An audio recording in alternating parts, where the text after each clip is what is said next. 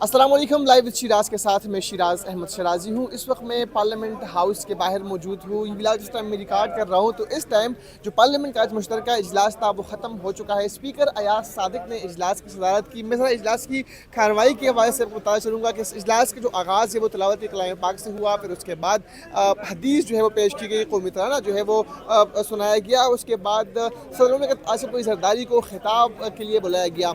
जैसे ही वो खिताब के लिए आए, पाकिस्तान तहरीक इंसाफ को, सुन्नी इत्तेहाद कौंसिल के जितने भी रहनुमा थे उनकी तरफ से एहतजाजी मुजाहरा जो है वो शुरू किया गया। शदीद नारेबाजी हुई, गोली क्यों चलाई, इसके अलावा कैदी नंबर 804, कौन बचाएगा पाकिस्तान, इमरान खान, इस तरह के जो मुख्तलिफ नारे थे वो आज ऐवान में लगे।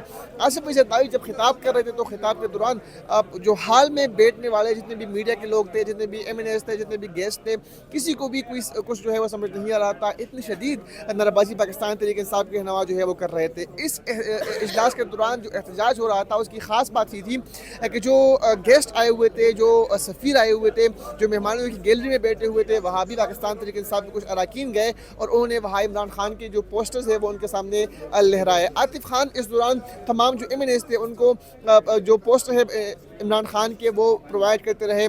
तहम ख़ास बात ये भी थी कि आसिफ अली ज़रदारी के खिताब के दौरान डाइस पर मोहतरमा बेनज़ीर भुट्टो शहीद की तस्वीर जो है वो अवेज़ा कर दी गई थी।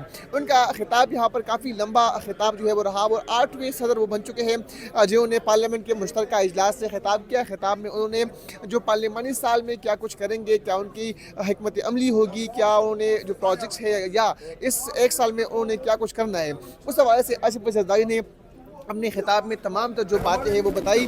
अब आज के इजलास में हमने देखा कि शहबाज शरीफ यहाँ पर मौजूद थे, इसके अलावा मरीम नवाज़ मौजूद थी, गवर्नर खैबर पख्तूनख्वा फैसल करीम कुंडी यहाँ पर आए थे। तहम जो लोग आज के इजलास में शरीक नहीं हुए, मैं ज़रा उनके नाम आपके सामने जो है वो देना चाहूँगा। सबसे पहले वज़ीर आला खैबर पख्तूनख्वा अली अमीन गंडापुर आज मुश्तरका इजलास में शरीक नहीं हुए, उनको भी दावतनामा जो है वो भेज दिया गया था। इसके अलावा साबिक़ वज़ीर आज़म मियां मोहम्मद नवाज शरीफ जो है वो आज के इजलास में ऐवान में ना आए। मौलाना फजल रहमान जो कि जमात उलमा इस्लाम के सरबराह है वो आज मौजूद नहीं थे। अख्तर जान मेंगल और MWM के अल्लामा राजा नासिर अब्बास साहब जो है वो भी आज के मुश्तरका इजलास में शरीक ना हुए। इसके साथ साथ जो मुसल्लह अफवाज के सरबराहान को जो है दावतनामे अरसाल कर दिए गए थे उन्होंने भी आज के इस इजलास में शिरकत नहीं की। वज़ीर आज़म के साहिबजादे और रुकन कौमी असम्बली हमजा शहबाज भी ऐवान में जो है वो आज नहीं आए। ये वो चंद लोग थे जो कि आज के मुश्तरका इजलास में शरीक ना हुए, जिनको दावतनामे भी जो है वो अरसाल कर दिए गए थे।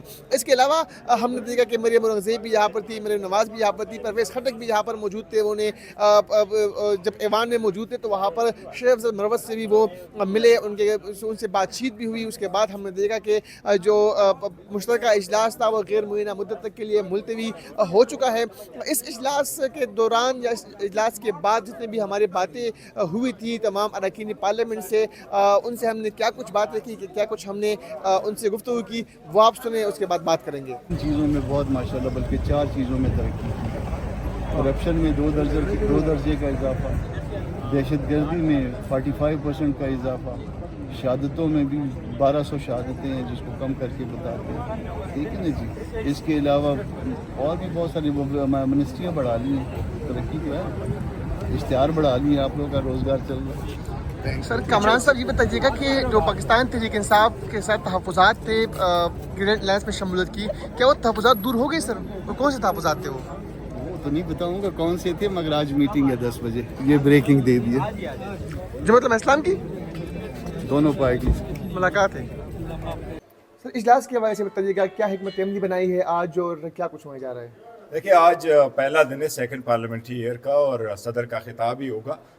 इस हमेशा से एक रूटीन चला आ रहा है और यह इनका तकाजा भी है कि वो खिताब करें। हमारे अभी पार्लियामेंट्री पार्टी की मीटिंग होगी, इंशाल्लाह ताला तो ये करेंगे क्या करना। अरे बैरिस्टर साहब ये बताइए, कर रहे हैं कोई देखो, हमारा एहतजाज करने का भी हमारी एक पॉलिसी है, हम एहतजाज भी करेंगे। बैरिस्टर साहब ये बताइए कि रात आपका पॉलिटिकल कमेटी का इजलास हुआ है, बानी तहरीक इंसाफ की रिहाई के लिए कोई हिकमत अमली बनाई गई है, क्या 6 घंटे में तय हुआ है?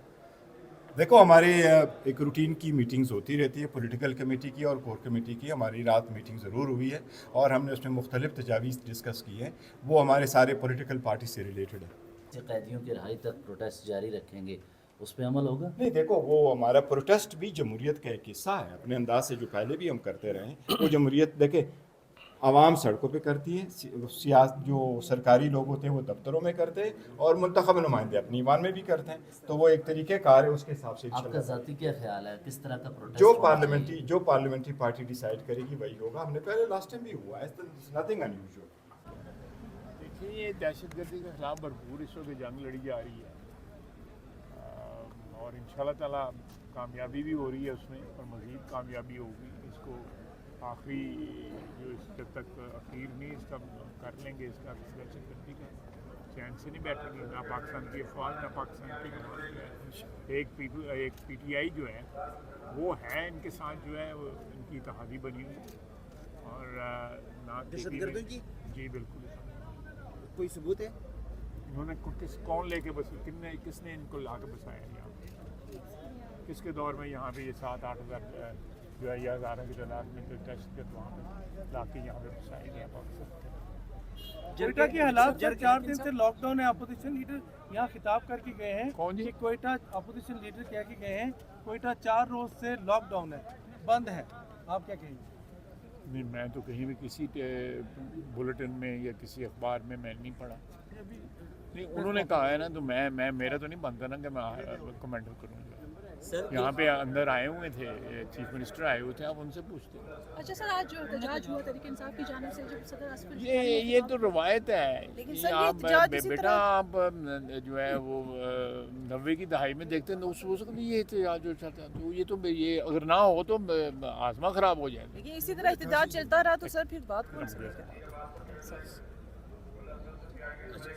سر گلگت بلتستان میں دیامر ڈیم متاثرین 20 دن سے دھرنے میں ہے، حکومت ابھی تک سوئی ہوئی ہے. سر ان کے معاملات حل کیوں نہیں کر رہی؟ سر اتنا بڑا میگا پروجیکٹ جس سے تقریباً 4500 میگا واٹ ہونے چاہیے بالکل. ان کے معاملات جو ہیں جو بھی کمپنسیشن وغیرہ کا سلسلہ ہے وہ بالکل سیٹل ہونا چاہیے. مجھے اس میں کوئی اپ ٹو ڈیٹ نہیں ہوں میں، اس لیے سر آصف علی زرداری کے آج کے خطاب کو کس طرح دیکھتے ہیں سر آپ؟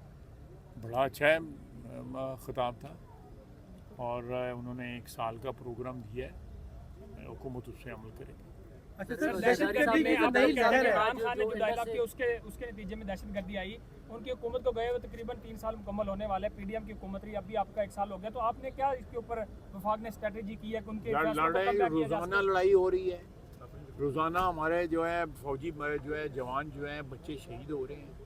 لیکن اس سے زیادہ کیا جانوں کی قربانی سے زیادہ کیا آپ مانگتے ہیں؟ سر کوئی گرینڈ آپریشن آغاز کرنے جا رہی ہے؟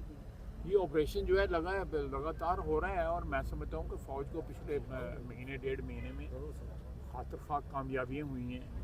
ان کے ٹھکانوں کے اوپر جو ہے وہ حملے ہوئے ہیں، اور یہ خارجی جو ہیں بہت سے خارجی جو ہے مارے گئے ہیں.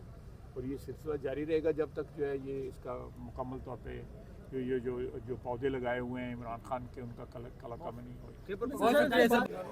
جی، تو آپ نے تمام جو اراکین ہیں ان کی بات سنی، ان کی گفتگو سنی، اور آج کا یہ جو پارلیمنٹ کا مشترکہ اجلاس تھا وہ اپنے اختتام کو پہنچ گیا. غیر معینہ مدت تک کے لیے یہ اجلاس ملتوی ہو چکا ہے. پارلیمنٹ ہاؤس سے مجھے اجازت دیجیے. اللہ حافظ.